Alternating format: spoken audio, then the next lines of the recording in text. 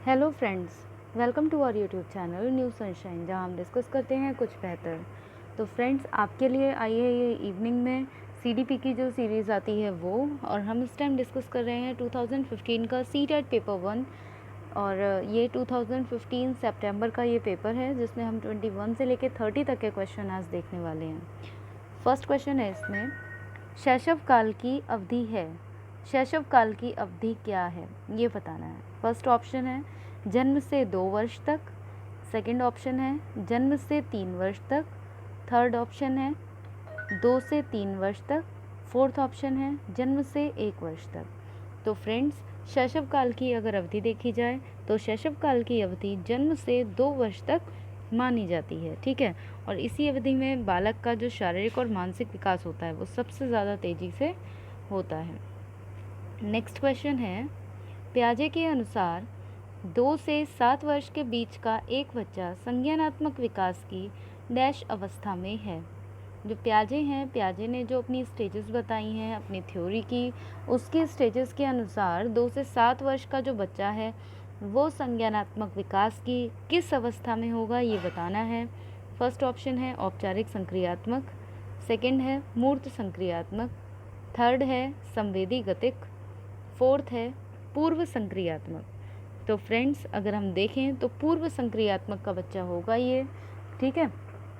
अगर हम देखें तो फर्स्ट हमारा हो जाता है संवेदी गतिक, और सेकंड हो जाता है ये पूर्व संक्रियात्मक, फिर आता है मूर्त संक्रियात्मक, फिर आता है औपचारिक संक्रियात्मक, ठीक है। इस तरह से ये जो लेबल्स हैं पियाजे की थ्योरी के ये बटे हुए हैं। अगर हम बात करें 0 to 2 ईयर्स की तो इसमें 2 to 7 ईयर्स की तो ये आता है पूर्व संक्रियात्मक अवस्था, ठीक है। थर्ड है विकास डैश से डैश की ओर बढ़ता है। जो विकास होता है वो किस किस तरफ से किस तरफ बढ़ता है। फर्स्ट ऑप्शन है जटिल से कठिन, सेकंड है विशिष्ट और सामान्य, थर्ड है साधारण से आसान की ओर, फोर्थ है सामान्य से विशिष्ट की ओर। ये फ्रेंड्स, हमारा जो विकास का जो नियम है, जो सिद्धांत है, वो इस पर लागू होता है कि सामान्य से विशिष्ट की ओर जो हमारा विकास होता है वो, ठीक है, सामान्य से विशिष्ट की ओर हमारा विकास बढ़ता है, ठीक है। नेक्स्ट है 24, जब वयस्क सहयोग से सामंजस्य कर लेते हैं तो वे बच्चों के वर्तमान स्तर के प्रदर्शन को संभावित क्षमता के स्तर के प्रदर्शन की तरफ प्रगति क्रम को सुगम बनाते हैं, इसे कहा जाता है। यानी कि जब वयस्क जो होते हैं वो सहयोग से सामंजस्य कर लेते हैं तो बच्चों का जो वर्तमान स्तर होता है उसके प्रदर्शन को संभावित क्षमता के स्तर के प्रदर्शन की तरफ प्रगति क्रम को सुगम बनाते हैं, इसे क्या कहा जाता है। फर्स्ट ऑप्शन है सहयोग देना, सेकंड है सहभागी अधिगम, थर्ड ऑप्शन है सहयोगात्मक अधिगम, फोर्थ है समीपस्थ विकास। यानी कि सहयोग से सामंजस्य बड़ों ने बना लिया है, अब बच्चों के लिए उन्हें देना है, तो ये क्या कहलाएगा, ये कहलाएगा सहयोग देना। क्योंकि जब वयस्क सहयोग से सामंजस्य कर लेते हैं तो वे बच्चों के वर्तमान स्तर के प्रदर्शन को संभावित क्षमता का जो स्तर है उसके प्रदर्शन की तरफ प्रगति क्रम को सुगम बनाते हैं, और उन्हें इसे ये जो प्रक्रिया है इसे सहयोग देना कहा जाता है। नेक्स्ट देखते हैं, नवीन जानकारी को शामिल करने के लिए वर्तमान स्कीमा यानी कि अवधारणा में बदलाव की प्रक्रिया क्या कहलाती है। कई बार ये क्वेश्चन कर चुके हैं हम। तो नवीन जानकारी को, यानी कि आप पहले से कुछ जानते हैं और आप उसमें कोई नवीन जानकारी को आप शामिल कर रहे हैं अपने वर्तमान स्कीमा में, अवधारणा में बदलाव ये जो हो रहा है, यानी कि आप पहले से कुछ जानते थे, अब आप उसमें त्रुटि थी, आप उसको सुधार रहे हैं, उसमें अब आप क्या कर रहे हैं, शामिल कर रहे हैं। तो ये क्या कहलाएगा, ये जो आपने बदलाव किया है अपनी पुरानी स्कीमा से नई स्कीमा में, ये बदलाव क्या कहलाएगा, तो ये कहलाएगा आत्मसातकरण। क्या कहलाएगा फ्रेंड्स, आत्मसातकरण। नेक्स्ट देखते हैं, ये क्या है, भव्य बालावस्था में, वेट फ्रेंड अभी बताती हूँ। ये हमारा लिखा है मध्य बालावस्था में। मध्य बालावस्था में भाषा डैश के बजाय डैश अधिक है। जो हमारी मध्य बाल्यावस्था होती है उसमें जो भाषा है वो किस प्रकार की होती है ये बताना है, ठीक है। बाल्यावस्था की बात है, इतना ध्यान रखिएगा। फर्स्ट ऑप्शन है सामाजिकृत और अहम केंद्रित, सेकंड है जीववादी सामाजिकृत, थर्ड है परिपक्व और अपरिपक्व, फोर्थ है अहम केंद्रित सामाजिकृत। तो फ्रेंड्स, इतना तो हमें पता है कि यहाँ जो भाषा होती है वो सामाजिकृत होने के बजाय अहम केंद्रित ज़्यादा हो जाती है। यानी कि बच्चा क्या है, मैं ही मैं हूँ, ये आ जाता है बच्चे के अंदर मध्य बाल्यावस्था में। यानी कि जब बच्चा अपनी टीन एज में होता है तो उसमें क्या आता है, अहम आता है कि हाँ मैं हूँ, और समाज को वो अपने आगे कम समझता है, ठीक है। तो इसका ऑप्शन नंबर फर्स्ट करेक्ट हो जाएगा। बाल केंद्रित शिक्षा में शामिल है। बाल केंद्रित शिक्षा में क्या शामिल है ये बताना है। बाल केंद्रित शिक्षा मतलब कि आपको बालक को केंद्र बिंदु बनाकर रखना है। यही देखते हुए आपको क्या करना है, आपके लिए ऑप्शन का चुनाव करना है। फर्स्ट है बच्चों का एक कोने में बैठना। बाल केंद्रित जो शिक्षा है इसका क्या अर्थ है, मतलब बच्चों का एक कोने में बैठना।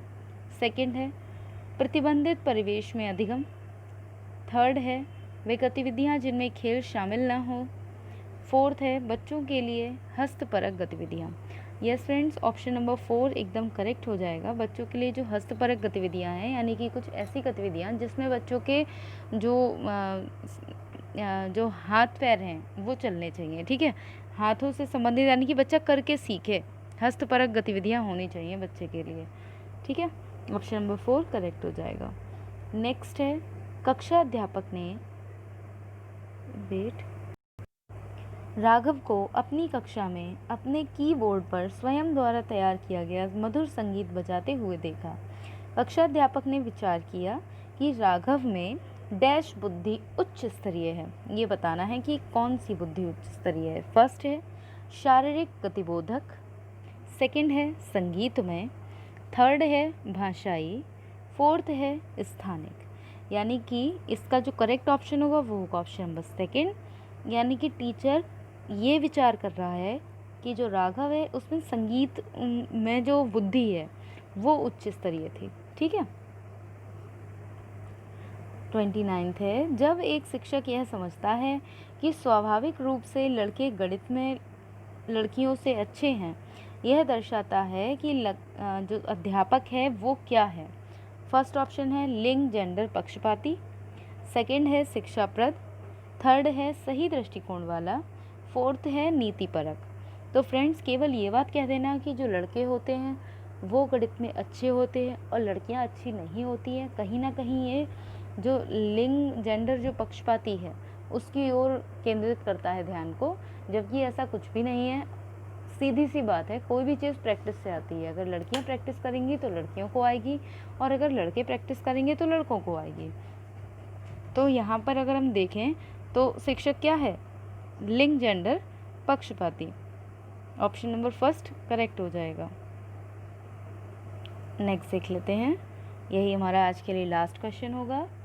समावेशी शिक्षा मानती है कि हमें डैश के अनुरूप बदलना है। जो समावेशी शिक्षा है वो ये मानती है कि हमें डैश के अनुरूप बदलना है। फर्स्ट ऑप्शन है व्यवस्था और बच्चे, सेकंड है परिवेश परिवार, थर्ड ऑप्शन है बच्चे परिवेश, फोर्थ ऑप्शन है बच्चे और व्यवस्था।